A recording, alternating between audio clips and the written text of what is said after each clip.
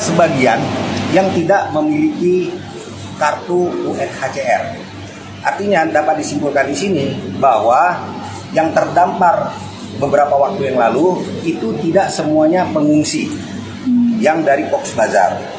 Kemudian dari hasil penelusuran kami juga dari 137 tersebut ada 2 orang yang kami temukan sebagai warga negara Bangladesh, bukan Myanmar. Selanjutnya, mereka ini berangkat dari Cox's Bazar bukan untuk mengungsi atau menyelamatkan diri. Dari pemeriksaan saksi-saksi yang kita tanyakan menerangkan bahwa mereka datang ke negara tujuan dalam rangka memperbaiki hidupnya untuk mencari pekerjaan. Selanjutnya, bila kita lebih dalami, pengungsi yang 137 itu ada beberapa yang dibiayai oleh orang tuanya atau keluarganya, dan orang tua dan keluarganya itu masih di camp Cox's Bazar. Ya, jadi artinya bisa kita simpulkan untuk sementara ini bahwa mereka bukan dalam keadaan darurat dari negara asal menuju Indonesia, tidak dalam keadaan darurat, dan mereka punya tujuan yaitu mendapat kehidupan yang lebih baik dengan cara mencari pekerjaan di negara tujuan. Demikian. Pak, ada juga WNI nggak? Ada, memang ada. Ini sedang kita dalami dan sedang kami kembangkan. Mudah-mudahan berawal dari penetapan tersangka MA ini dapat kami kembangkan kembali, dan siapapun nanti yang terlibat di sini pasti kami akan proses dan kami tegakkan hukum. Pak, tersangka ini mau diadili di Indonesia atau dituangkan ke Myanmar? Diadili di Indonesia. Ini diadili di Indonesia. Di Aceh nanti Ini tidak diadili. membebankan biaya negara kita lagi, Pak, karena mengadili warga negara asing di sini. Nah, kita harus melihatnya seperti ini. Karena keadaannya ini seperti ini, kita akan membuktikan bahwa yang selama ini datang ke Indonesia, etnis Rohingya itu bukan semata-mata dia itu dalam keadaan darurat, tetapi terjadi tindak pidana penyelundupan orang, dan di sini yang dirugikan adalah negara. Nah, oleh karena itu kita wajib menegakkan hukum ini agar masyarakat tahu bahwa yang selama ini disampaikan kepada masyarakat bahwa mereka dalam keadaan darurat, ternyata ini dimanfaatkan oleh oknum-oknum tertentu untuk mencari keuntungan. Dan dalam hal ini yang dirugikan adalah negara. Yang mencari keuntungan termasuk lembaga PBB, Pak. Saya tidak mengatakan seperti itu. Ini nanti kita buktikan di pengadilan. Pak, ini ada kaitannya dengan kabupaten-kabupaten lain, Pak?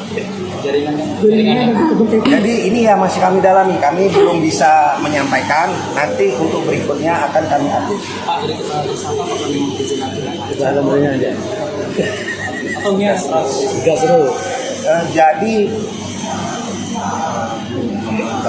kami belum kembangkan sampai ke situ.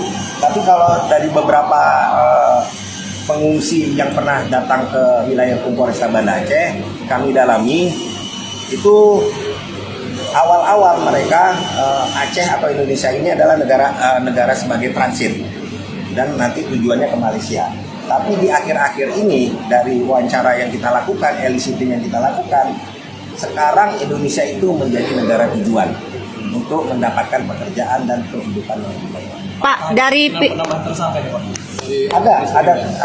Ada kemungkinan penambahan tersangka. Tentunya kami harus mengkonstruksikan hukumnya ini agar mereka bisa dijerat nanti di pengadilan. Pak, dari pihak UNHCR sendiri, Pak, mereka kan sempat membantah adanya indikasi TPPO ini, Pak. Nah, terkait dengan hasil penyidikan kepolisian bagaimana, Pak, sejauh ini? Ya itu, jadi ini kita sedang ingin membuktikan. Kan proses penegakan hukum itu mulai dari penyelidikan, penyidikan, penuntutan, kemudian di pengadilan sampai dengan vonis hakim. Mudah-mudahan ini bisa berjalan sebagaimana mestinya. Pak, SK ini udah berapa kali melakukan kegiatan seperti ini, Pak? Baru sekali ini. Jadi biar rekan-rekan tahu, jadi tersangka ini sebenarnya tahun 2022 itu pernah tinggal di pengungsian di Muara Batu. di Aceh Utara. Kemudian selama lebih kurang 3 atau 4 bulan, kemudian dia melarikan diri melalui Dumai di Riau, kemudian ke Malaysia, dan kemudian bekerja di Malaysia sekitar 7 bulan. Kemudian dia kembali ke Cox's Bazar, kemudian menghimpun orang-orang ini, termasuk anak-anak dan istrinya yang dibawa, yang kemarin terdampar 137 orang. Pak, tadi kan Bapak sampaikan ini dia hanya bertugas mengantarkan, berarti ada atasan artis. Ya, ini yang sedang kita dalami ya. Pak, soal dugaan keterlibatan WNI, apakah warga provinsi mana bisa Masih kita dalami. apakah orang Aceh? Masih kita dalami. Pak, Ya. kemarin juga sempat ada diduga ya, Ya. orang yang berkunjung ke Balai Musraya, mungkin bisa dijelaskan sedikit Pak. Nah, Ada 2 orang. Ya, itu benar, ada 2 orang. Kemudian saat ini masih dalam proses penyelidikan, dan keduanya masih diamankan di Polda Aceh. Pak, dari 11 orang berarti baru 1 orang yang ditetapkan sebagai Betul, tersangka. baru 1. Nanti kalau memang unsur-unsur yang dipersangkakan untuk tersangka lain itu sudah kuat, kami akan sampaikan kepada teman-teman semua ya. Pak, sedikit publikasikan ke masyarakat. Review sedikit Pak, Ya. soal penetapan tersangka ini. Ya. Jadi Jadinya setelah penyelidikan menetapkan tersangka seperti apa? ya, jadi dari saksi-saksi yang kita mintai keterangan, kemudian alat bukti yang kami tadi tunjukkan kepada rekan-rekan, dan keterangan tersangka sendiri, patut diduga bahwa memang tersangka ini melanggar pasal 120 ayat 1 Undang-Undang Keimigrasian. Demikian. Itu didapatkan setelah kemudian menyelidiki bukti-bukti yang ada Pak ya. Gimana? Tersangka membayar berapa Pak untuk dibayar ke dia gitu dari para pemilik? Ya, jadi pada umumnya masing-masing